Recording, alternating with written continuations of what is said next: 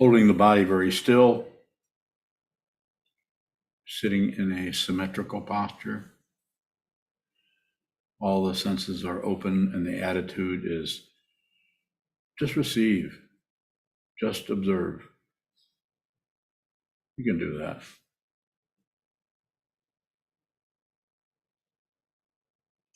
Just observe.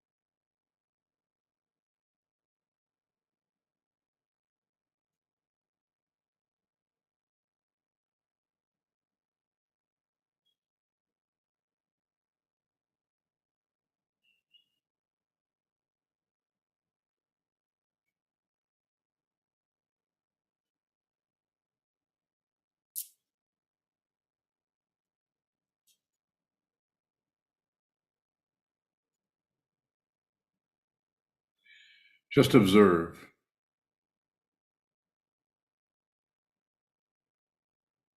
It is that simple and that difficult.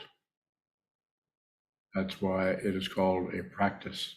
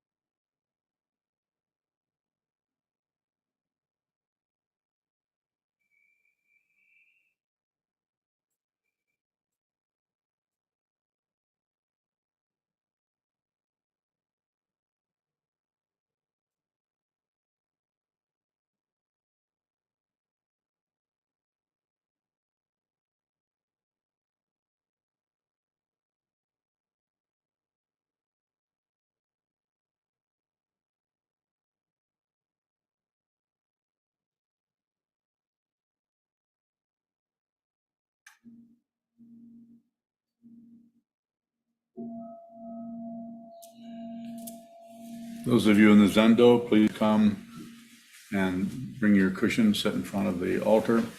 Those of you on Zoom, please turn towards your computer screen. Thank you.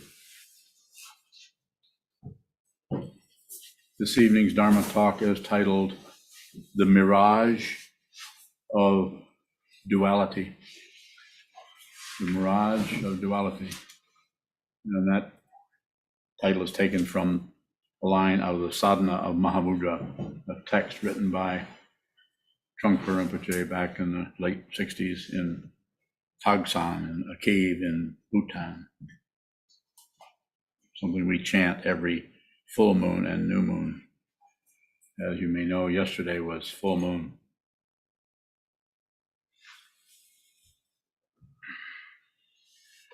In Leo. I'm not doing too well today, so if you notice I'm kind of tipping over a little bit. But I'll go do what I can here. So first of all, I'd like to thank everyone for helping us in this monastery, in this particular mandala of the spiritual path, as it is taught here. Thank you for helping us. If you can, please continue to help us. Can't do this without you. It takes a community to do this.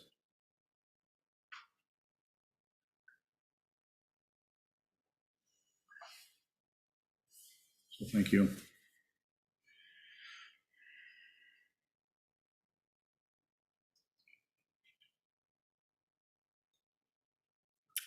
So first of all, it's a mirage. So we know what a mirage is, or we know what that stands for. It is something that we think is there and it's actually not there. So this particular mirage of duality is basically, simply put, which you probably have already figured it out by just contemplating the words, the mirage of duality. It's saying that duality, the two-ness, the apparent, the apparent multiplicity of everything is the mirage. And it is actually an illusion. It's unreal, like a mirage is.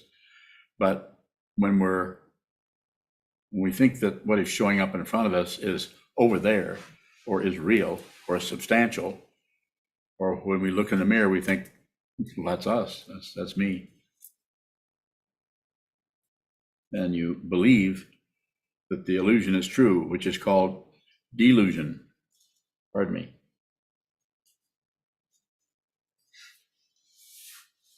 Not about correcting that, not about pushing that away. There's no point in pushing on something that's not real.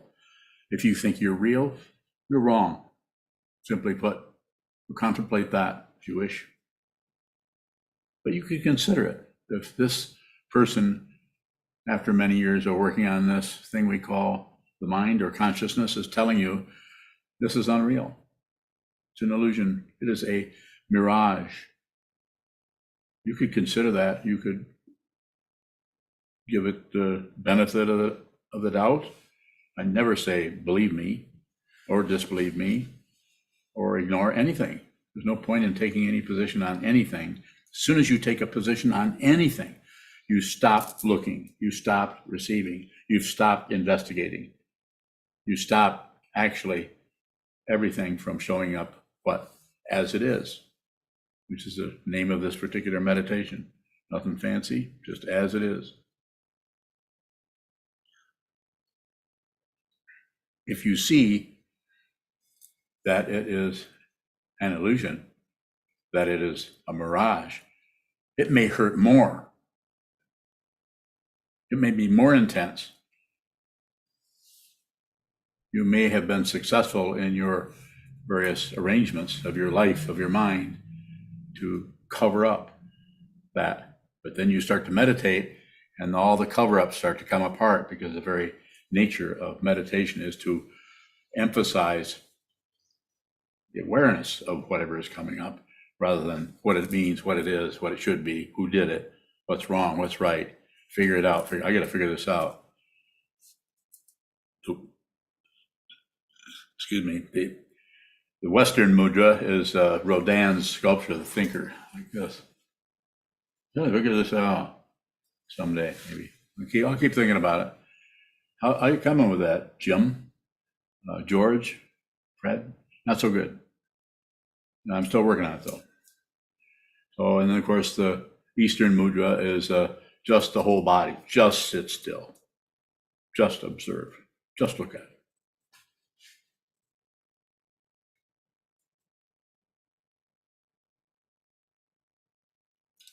It is about the awareness, not about right, wrong, up, down, back and forth, truth, untruth, all of the other things that are going on in people's minds when they're trying to prove something to you or convince you of something or control you. If anyone is trying to control you in any way, this is how they get out of their suffering. They impute, you're over there and you need to do what I say, or agree with me. It happens in so many ways, pushing and pulling on other, starting out with families, with your children. Parents don't respect their children. They want to control them and make sure they get a good upbringing. And that's just bullshit. I've been accused lately of being cranky, of being aggressive. Some people do not like that. And you know what I'm going to say to you? Go somewhere else. Don't take up my time or waste your own time. Listen to this, ask questions. I will help you as much as I can. I've spent a few years doing this, and I spent over 30 years not doing this, but trying to fight with my life, as you may have done also. This is an opportunity not for you to do what I say, not for it to be my underling or my cult member. Just because it's a monastery, it doesn't mean people are obligated to be here. If you try to come here, I'll talk you out of it, unless you're just visiting. And even then, I may advise against it. Or not.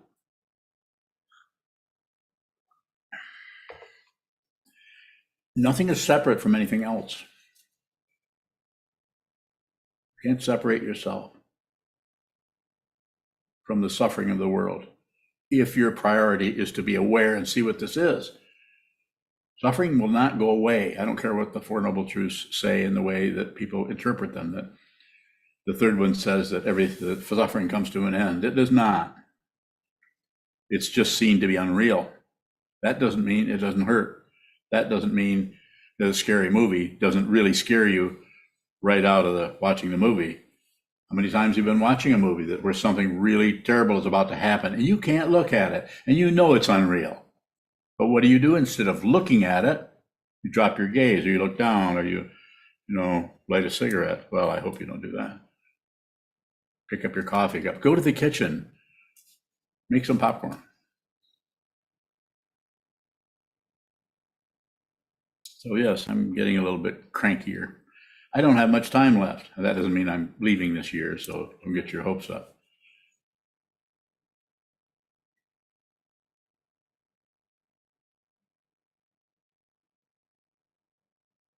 I want you to see this.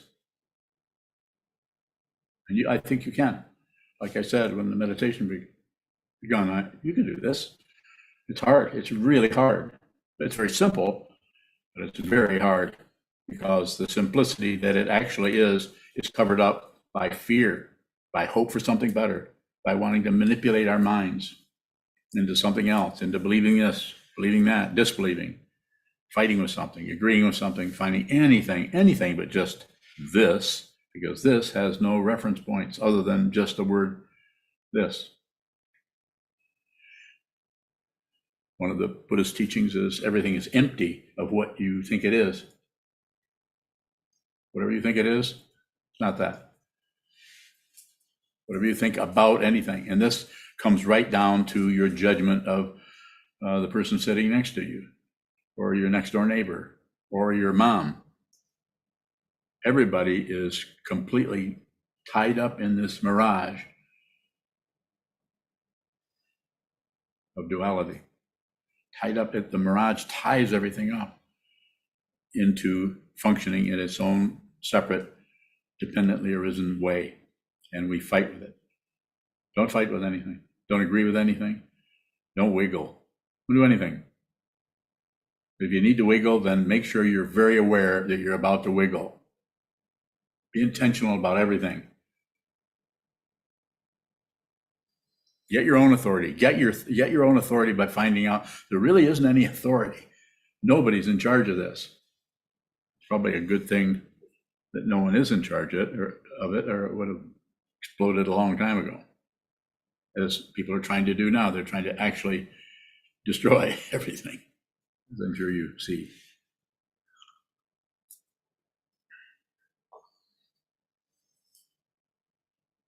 Whatever shows up has a right to be there. Whatever shows up in your mind, the most horrible, smelly, stinky thought or emotion that shows up, there's nothing to correct. Longchenpa, the great Tibetan master Longchenpa, basic teaching is the great perfection. It's just this, nothing else. You don't have to transform it, transmute it, transmit it, and all the other trans words. You don't have to do anything with it. It's already perfect as it is, What you have to do, receive it. What you have to do to be able to receive it, observe what's moving and watch that which runs away, that which crawls all over you, that which shows up and then vanishes as if to seduce you into some kind of a other pathway.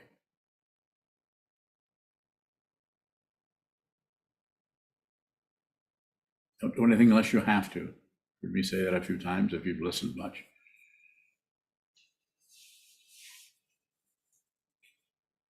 Mirage, unreal. The other part of the sadhana that I often quote, that this is vividly unreal in emptiness, yet there is still form. There's still something here. This is why it's so convincing. This can't be an illusion. How can an illusion make a noise? That's the only thing that can make a noise.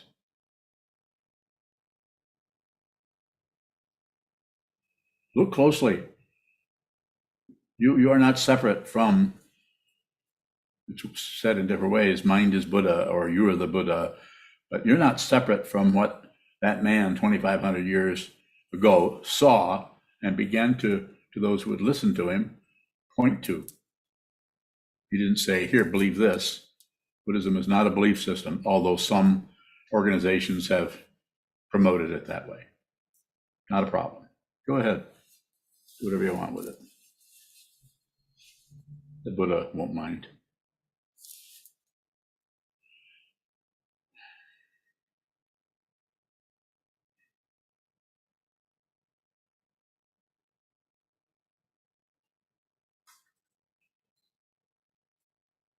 Mirage. Duality. Two-ness, simply put. This and that, up and down, back and forth, life and death, duality. This is unreal. And it is vividly unreal. So that's where it comes about in those words to say what I say like this. If you realize what this is, your suffering could get worse from the point of view of the actual experience of the suffering. But what does not contribute to it is the belief there's somebody there that has to get rid of it, which creates more tension, or the belief that there's somebody there who needs to explain it. So there we have aggression, getting rid of it, and then we have passion. Who to blame? Who did it? Why is it here? And then the third of the three poisons, of course, is ignoring it, which could be done anyway from just distracting yourself into your bowling league or taking lysergic acid diethylamide 25. I'd love to say that. Lysergic acid diethylamide. It's distracting. The very thing I said there was distracting.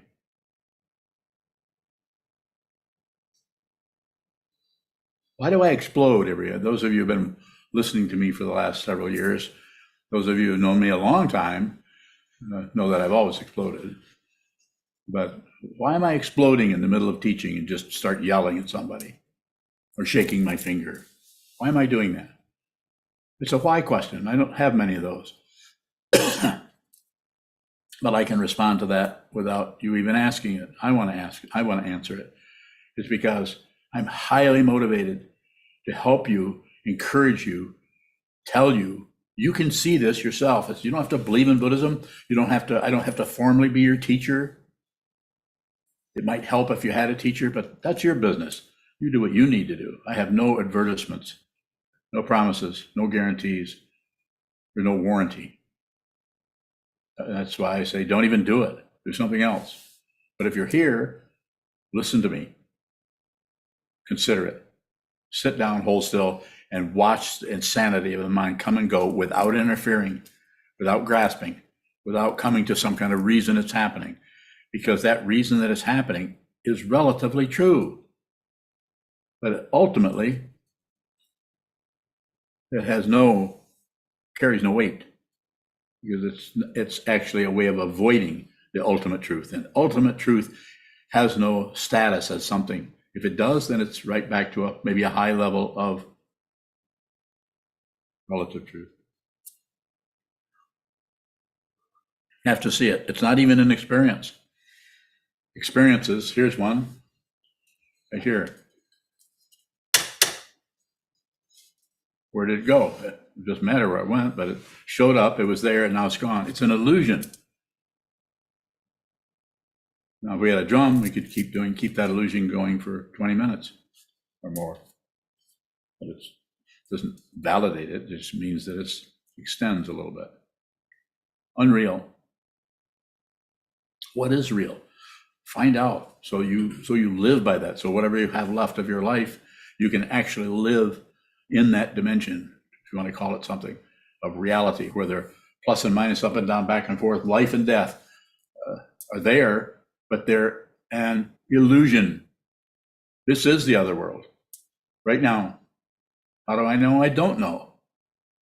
Relative knowledge is worthless unless you're trying to put a patch in a flat tire or trying to get some tooth whitener.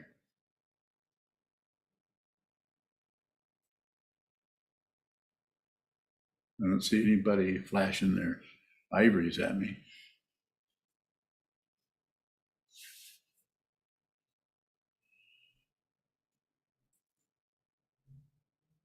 Mirage, duality, the very functioning that you're doing all day by pushing on anything, grasping anything, that's unreal. You don't have to stop it.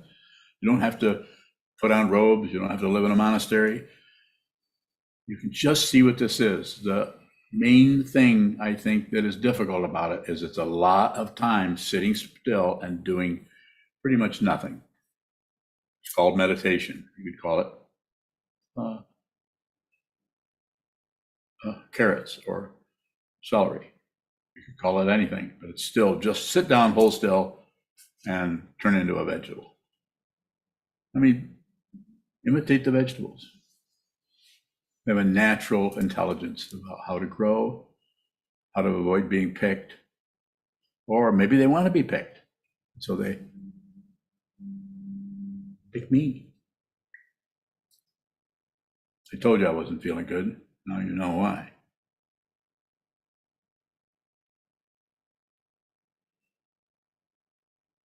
Train your mind. Please, train your mind. Don't live another day without getting this body-mind complex that you think is some kind of a real thing that's going through space and time, which are also a mirage. It is a mirage to think there is a past or a future. This is revealed to you every night in a dream. You cannot find the past or the future, even the present, in the dream. It is unreal. And it's an example of believing in something that is unreal. We wake up and think that that's the dream. And of course, has been said for centuries, this is the dream. That's a sample dream, as has been said by people before I got here, that tells you and shows you that this life you're living, when this class is over with, when you go to the refrigerator or decide to go for a walk later on this evening or this morning, or depending on what part of the world you're in, It's unreal. You're doing it, but it has no, there's any reality there you get from the very mirage itself. You point to parts of the mirage. Well, there are no parts to a mirage. That's the only thing that's valid about the mirage, is it's not two.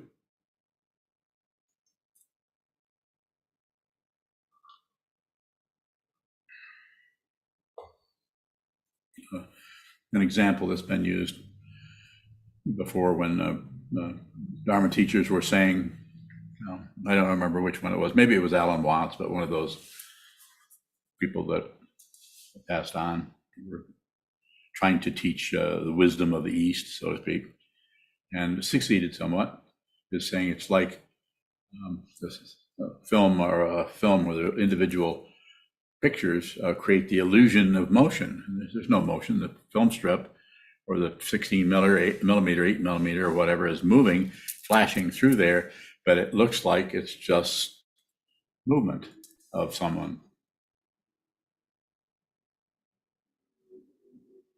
But it's unreal. Same thing here. This is unreal. Looks real. I can respond to a few questions if you have them. Please don't hold back. Keep me alive. If you don't know what that means, then that might want to be your first question. Yes.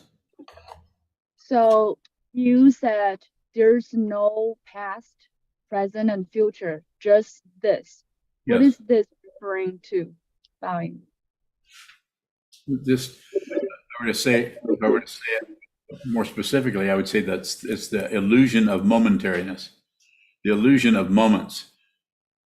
Like a moment ago, I tapped on the top of this clock. So this is an experience. Here, this is an experience. Gone. Everything that shows up goes away. Some things very fast. You hear this. We all experience that. It's gone. Can you hear that? Now memorize that. Can you hear that? You can hear that anytime you want to. You just hear it. It's available to you. Everything is available to you, unless you're operating out of hope and fear. Then it gets very scary to start to step into that realm where there are no reference points. Why are there no reference points? There is no otherness. It's a mirage that there are several things. We have to see that. And one of the qualities of a mirage is that there's a past and a future. There are people who are completely running their lives based on believing this, disbelieving in that, shutting this out.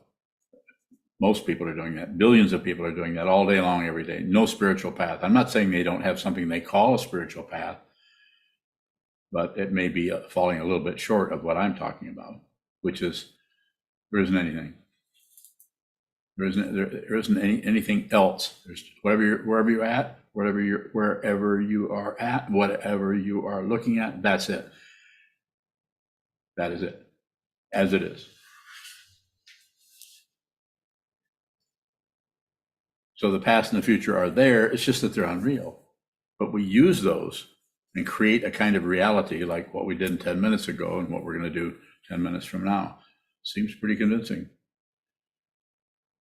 And the body, the physical position of going from one room to another makes it even more convincing. And why are we so convinced by that? Is because we think we are a body. We think we are this. And it's not that consciousness isn't here and participating in a way here, but the consciousness is not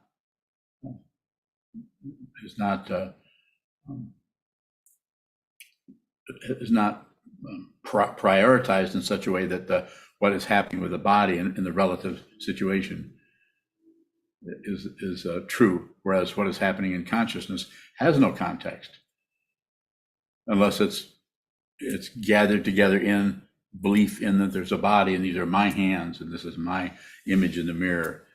And I've taught myself how to play piano, or I got help. I had some lessons, but I finally was able to accomplish that.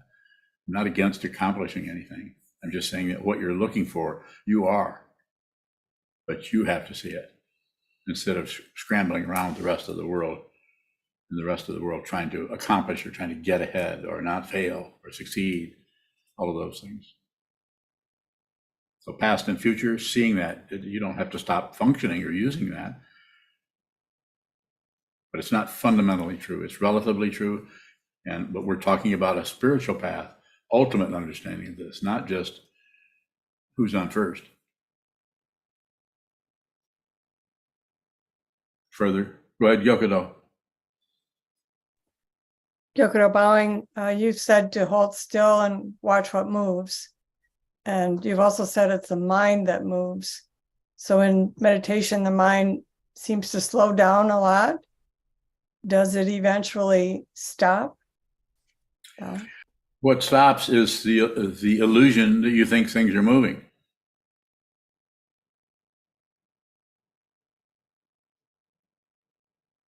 Well, nothing has to.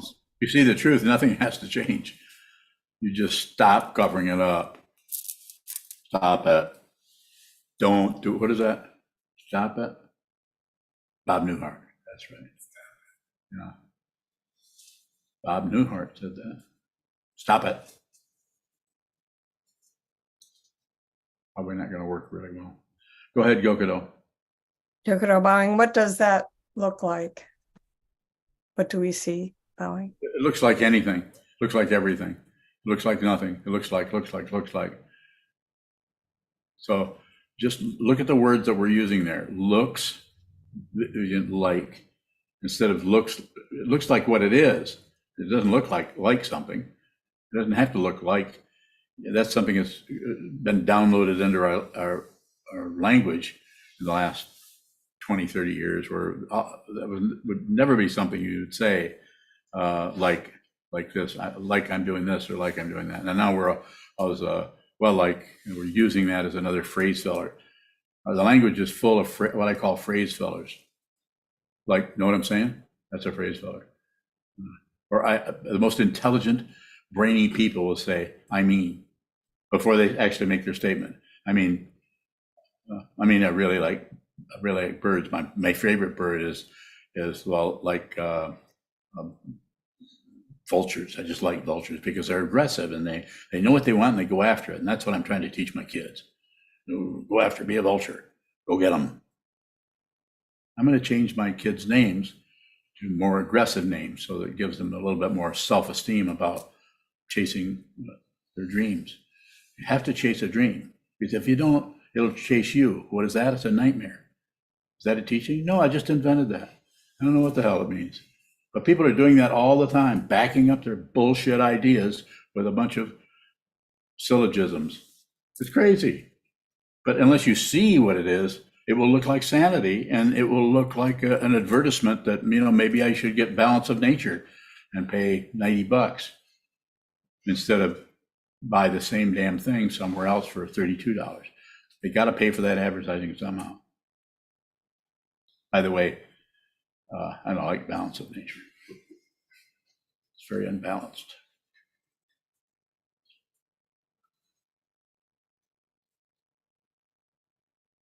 Monica.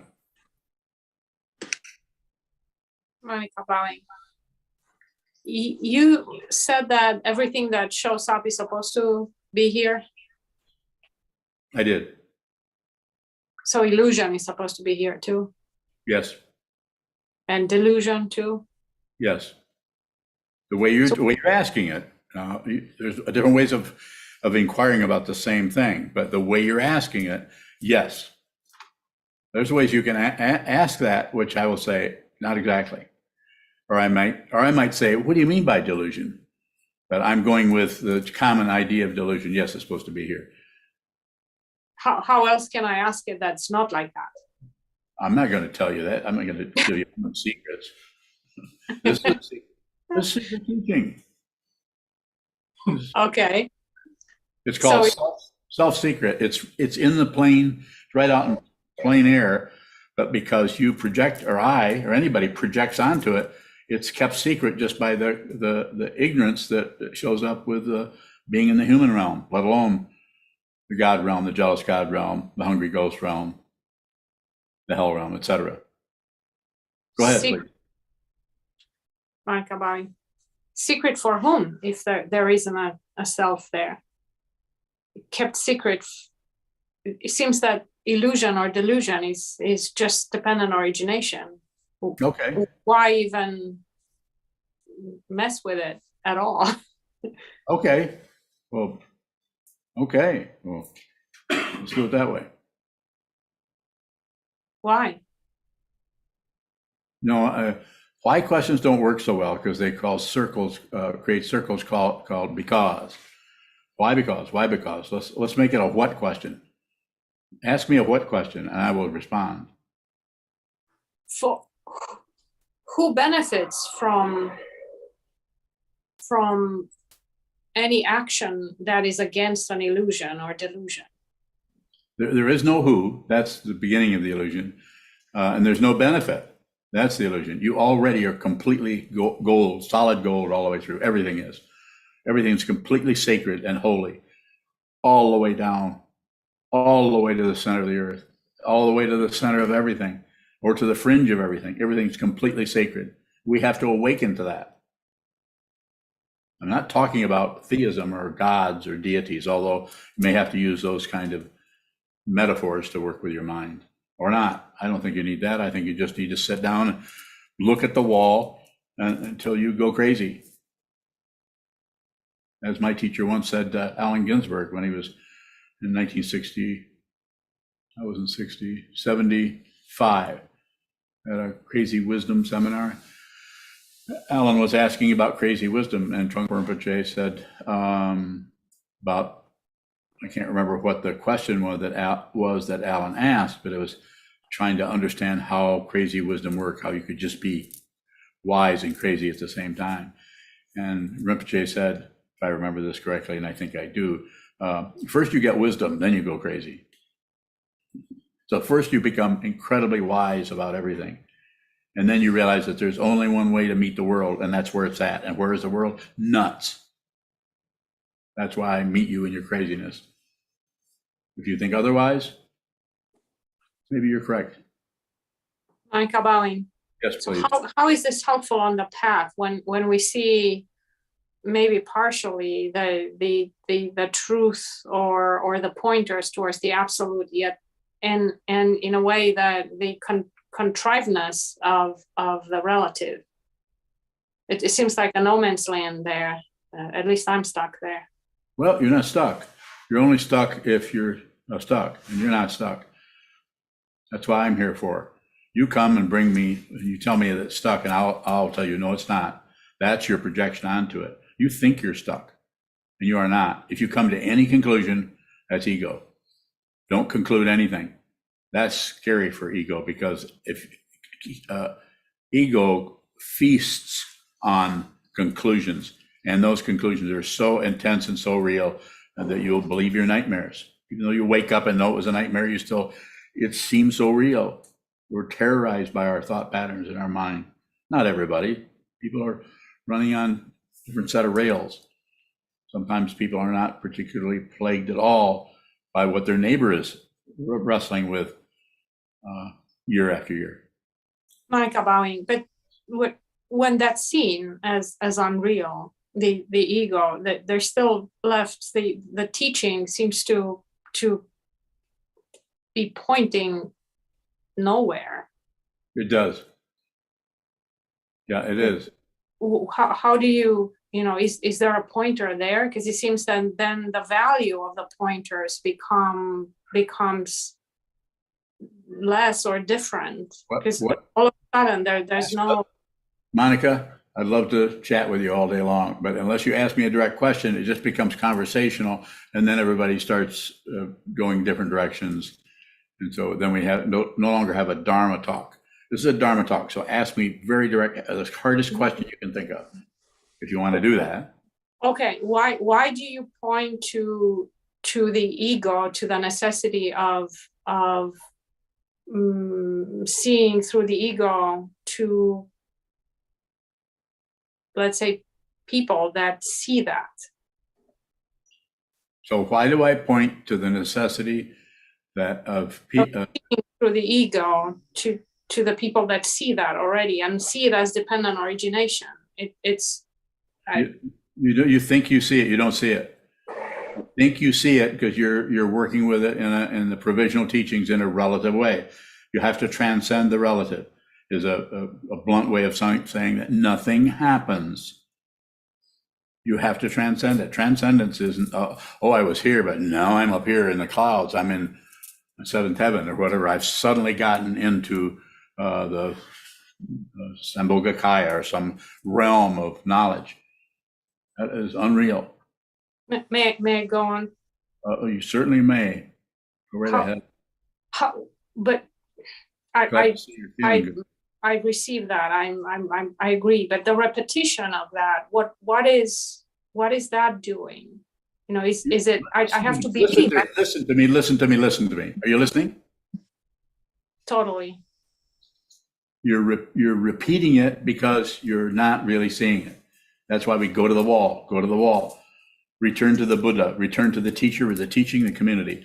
Return to Vasubandhu, return to Dogen Zenji, return to these great masters down through the centuries. Just a few people out of billions of people have realized this. We don't see hordes of people trying to storming into the monastery or even coming on Zoom. But we got 37 windows open and 3 of them belong to the monastery. This is not popular. And if I have anything to say about it, it won't become popular. There's nothing to sell. There's nothing to market. Don't sell this to anything, to anyone. Just see what it is yourself. That's what I'm encouraging you to do. And so if we come back to your question, you're saying, why, if I already see this, should I keep repeating this? Is that what you're saying? If I believe, so I see the pointer. I understand conceptually, relatively, the pointer. Yet I recognize that there's the experience isn't there. So there's the conundrum is a catch-22. So no, it's not. No, it's not a catch-22. I need to believe. No, I read that book.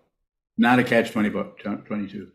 It is vividly unreal, and so therefore the conundrum part doesn't even work, because that would imply that there's 2 relative things that are opposites or that are can't be reconciled. It is not an experience.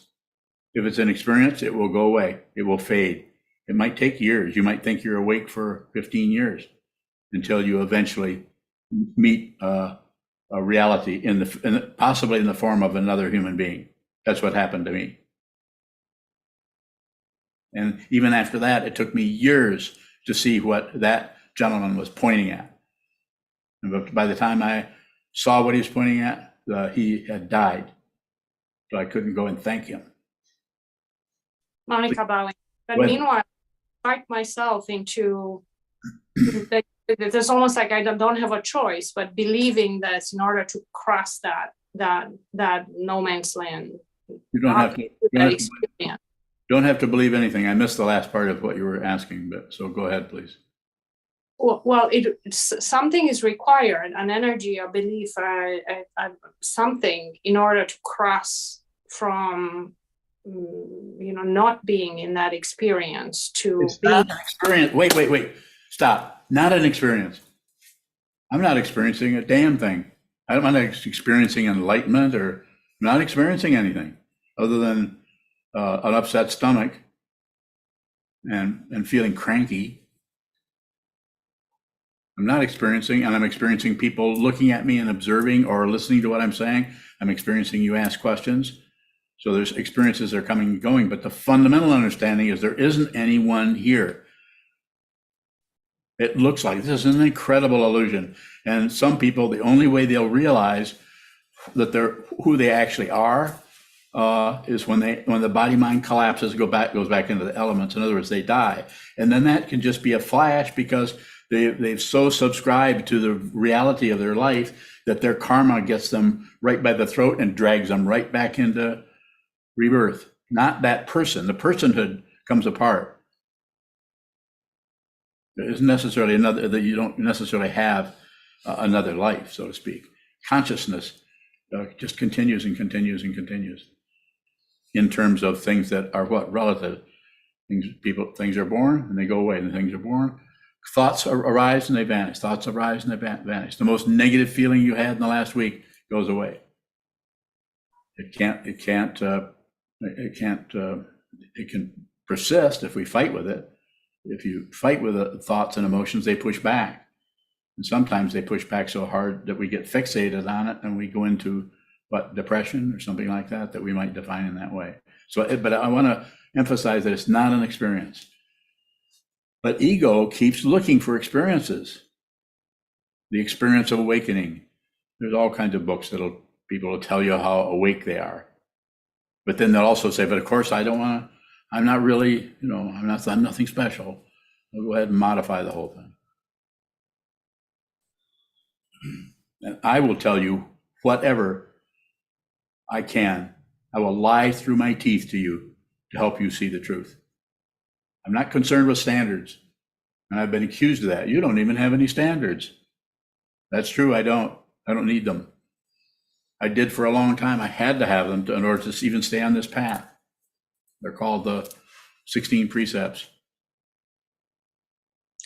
Monica, bowing. When you say that, it indicates to me that there's either absolute devotion or desperation that is needed on my part to cross.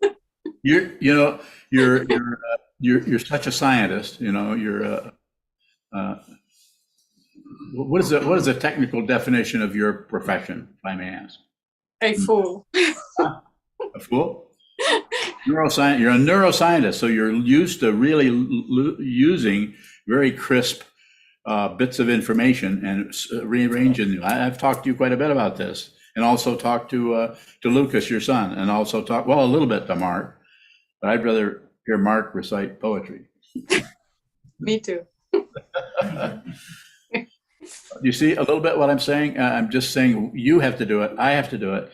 Elizabeth has to do it. Brian has to do it. Kishin has to. You have to actually look at this yourself and be with yourself with a wall in front of you, or a floor, or a tree stump out in the woods. You have to really look at it yourself. I don't care how intellectual you are, or if you've got the 30 verses memorized. Chisho, do you have the 30 verses memorized in Sanskrit? He does, see? And he's not awake. He even agreed with me. But he's also not asleep. And I could say that about every one of you. You're not awake and you're not asleep. Trying to find out how that non-duality works, that's the spiritual path, to understand that deeply. And you have to go into that greasy pit. You may have to go into hell for this, or what we commonly refer to as that state of mind where everything is at war. You may have to look at that instead of covering it up and trying to improve and get better and better and better. That just comes apart. As soon as the body mind goes back into the elements, anything you've accomplished goes away. You have to start all over with a clean, what do they call those boards that you can draw a whole bunch of things and then just shake it and it erases? Etch-a-sketch. Etch-a-sketch. Yeah, life is like an etch-a-sketch. You can spend your whole life slowly constructing something and then you die.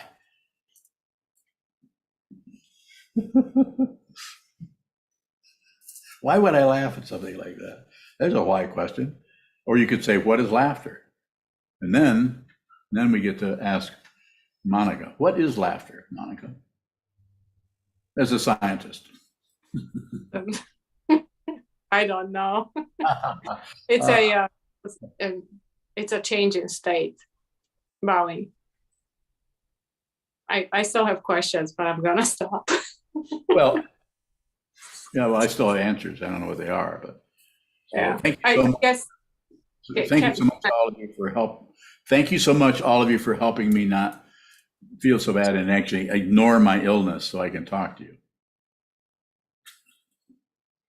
Is there a further question? Yes. Loud, please. Loud. Louder. Louder. Louder. You recently gave a talk. I did? About realization having no substance. Okay. So if we don't see what this is, when this body mind goes away, do we have to start on the path all over again? The way you're asking the question, I would say no. I mean, the way what you're asking about, I would say no. You don't start all over. There is no start. There is no beginning. There is no end. This is the illusion. If you awaken, you realize you've always been awake. There is no path. The path is gone. I don't care how many books are titled "The Path is the Goal." That's done to get you to actually get on the path. Get on the path and to stay on the path no matter what. Don't do this unless you have to. As Trungpa Rinpoche once said, better not to even begin. He's being very direct and honest with you. This is hard work. Very hard. And for some people, once you turn away from your conditioned mundane life and where you have some successes and some failures and turn towards the path, it can really suck. Because you're turning towards the truth of suffering, the first noble truth of the Buddha. This is the one most people miss. Well, not all the time, and you're not always suffering. Yes, you are. Well, what is suffering is consciousness, not a person. Of course, if you're all balled up in yourself, you can probably keep suffering at bay just by blaming others for how you feel.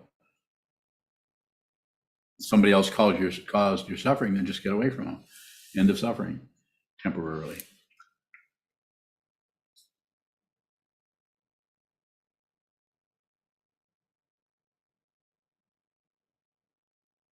Bowing. Zeb on YouTube asks, how does a mirage hurt so much? Bowing. We believe it. We believe because the mirage, the aspect of the mirage that comes right up as emotion connected possibly with a story. Sometimes the stories for meditators who have been practicing for a long time, and sometimes for people who just their own particular conditioning or wiring or their karma, however you want to say it, a story doesn't tag along, but the emotion is still there and could come from the 13th century. There's no way to track this. When I say there's no way to track it, I'm not saying that somebody won't disagree and use logic or reason and show me how they've tracked it, and they're on their 4th volume of how this is all done. So it was Zeb. Yeah, he has another question. Go ahead, Zeb. How does one find the path, in quotes?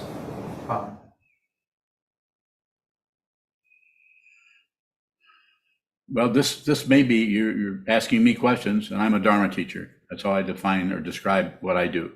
I teach Dharma, and what am I talking about? The Buddha's Dharma as I understand it. I'm not saying it's the only interpretation. There's lots of ways of looking at the Buddha's Dharma. And you're asking me questions, so that's kind of a start. But you don't have to stay here. Go find someone else. Look around. There's lots of things out there. But I wouldn't spend too much time in the spiritual supermarket. It can get very confusing, especially when you start hearing promises of success. And I practiced with this teacher, and I got to the 7th bhumi, Bodhisattva bhumi. It's hard work, but I finally made it. It was really shitty when I was on the 3rd bhumi and didn't think I'd ever move, but I finally did. Am I being silly? Not exactly.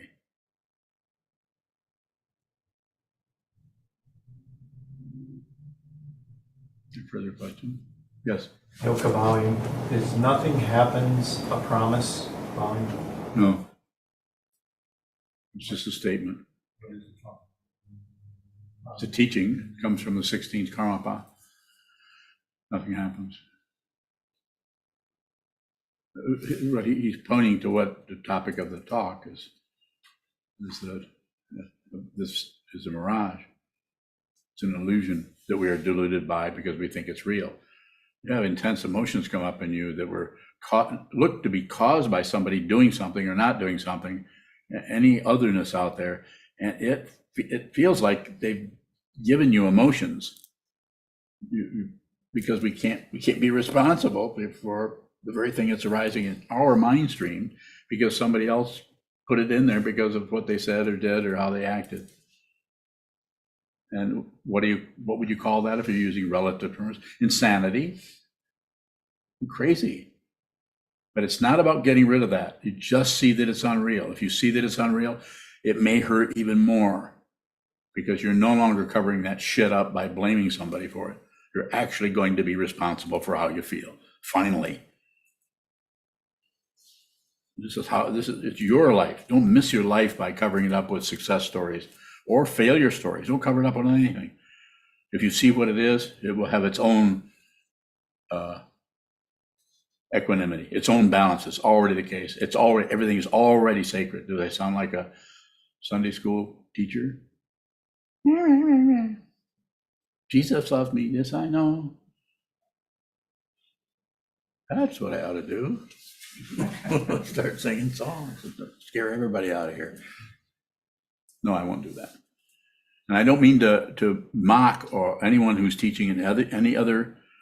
I mean, people have to give people the benefit of the doubt. They're probably doing the best they can to help others or to be of service to others. In most cases, there's not. I don't think the world is full of terrible people, but there's a fair share of them that are totally about themselves. They're willing to stomp on everybody. They're so convinced that there's somebody that can win, and they're the one who's the most important, and only they can do it. Nobody else can be in charge. They have to be in charge of everyone. You know what I'm talking about. We don't have to get into a discussion of that. But this world is headed that direction. It's very unlikely that we're going to last another 100 years, unless the aliens finally feel sorry for us and come and kick our asses properly.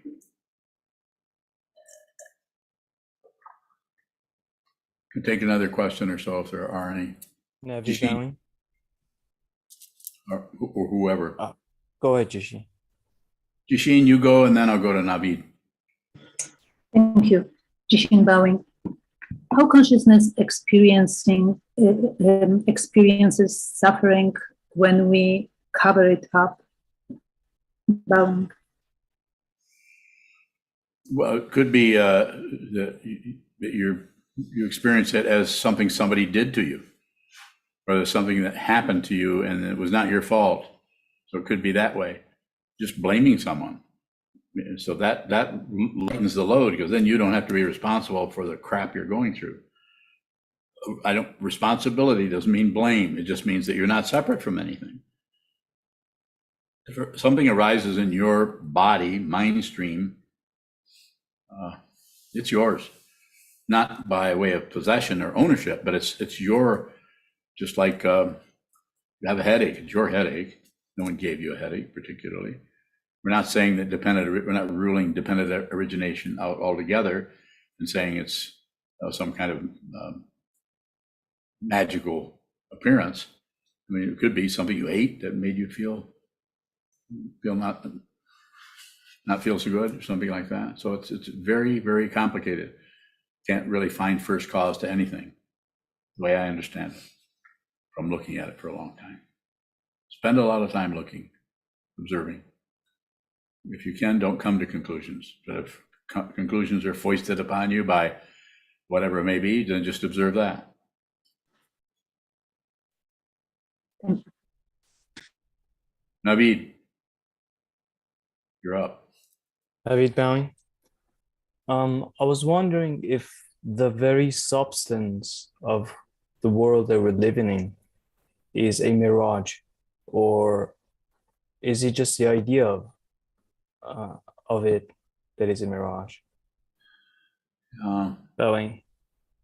It's a very good question. And the way I would address that and try to do it in a conceptual way, so it was going to possibly make sense to people generally, is that the belief that this everything is so definite and so here and shows up, and there's so much consistency.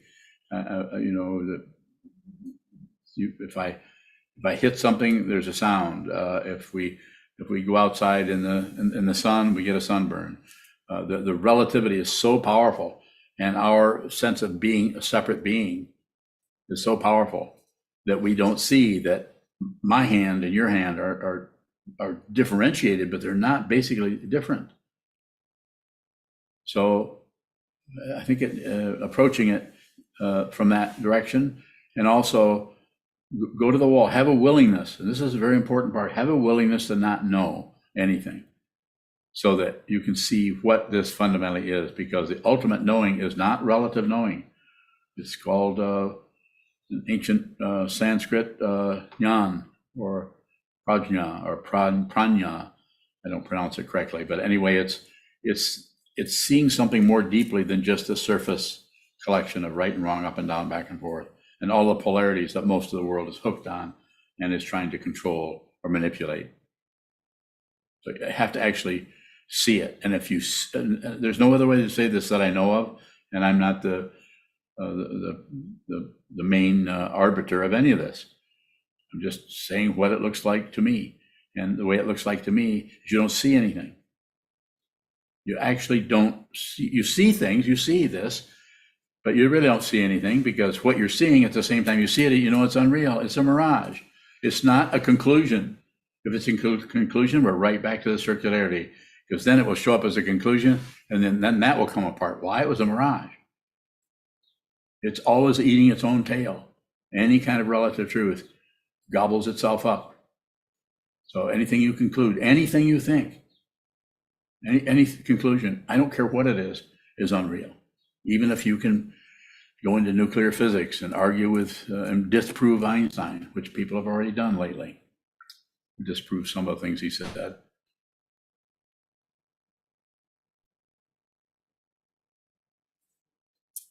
Sir. Question from Spoolstring Haven't heard from you in a long time, Spoolstring. is, hi, bowing. I Hi, feel bowing. roughly the same with 1 hour sitting or 4. Maybe this is wrong, question mark. What was the question? I feel roughly the same with 1 hour No. sitting or 4. Yeah. Don't worry about how you feel. If you go by how you feel, you won't even sit. I mean, who wants to sit and feel like crap? I mean, if you do what the Buddha did, you are going to see your version, the causes and conditions that make you have blue eyes or green eyes, big ears or little ears, or speak like a duck, or walk like a toad. I mean, being silly, but I'm just saying all of these things, there's differentiation. If you sit down, hold still, you're going to see some version of suffering. And maybe not on the cushion, you might just be bored. Bukurchi, Yuham. You're gonna see this illusion and then think that it's real, and it gets very, very difficult, because the first noble truth is life is suffering. What a great teaching this was. How completely generous of a person 2,500 years ago to go against the Brahmins of his time. And as far as I know, I wasn't there, obviously, but it sounds like what little history I've read about the actual activity there.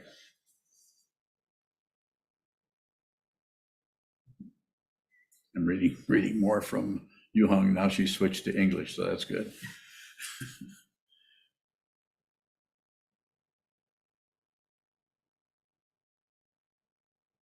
So it doesn't matter how you feel. If I'm concerned about how I feel, then I wouldn't be functioning in a way to actually go and, you could say, kind of increase the suffering by doing nothing and being flat out bored, or wasting my time looking at the wall when nothing happens. I don't improve. I don't get any better. I'm still miserable. And I've been doing this for years and years and years.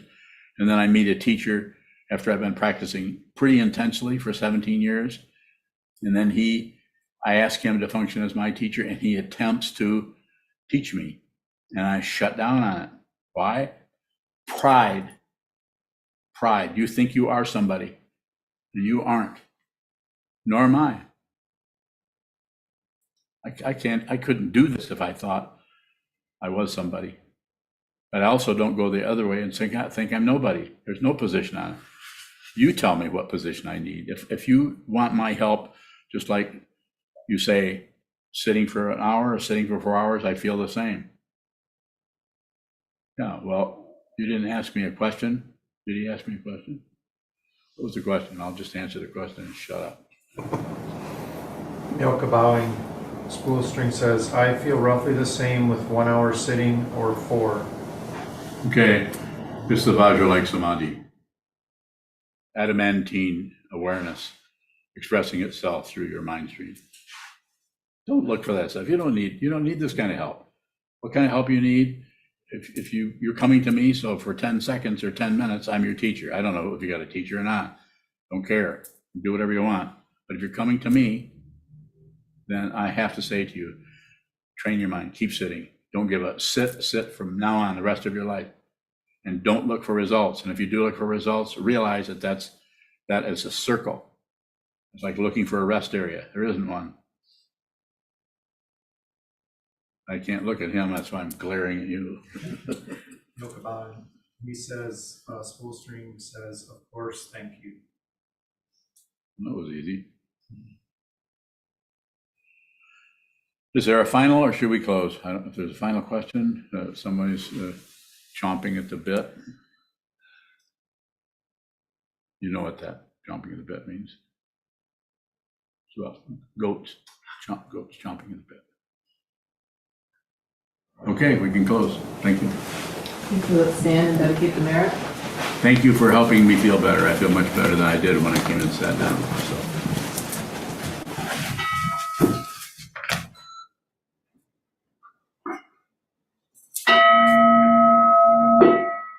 May the merit of this penetrate into all places, so that we and every sentient being together can realize the Buddha's way.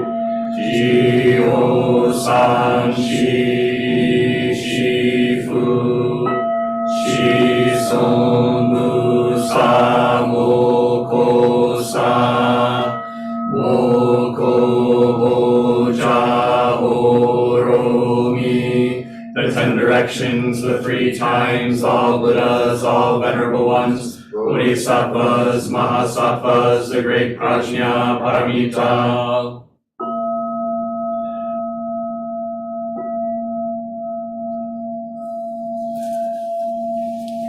We'll return to sitting once Sokuzan exits the Zen.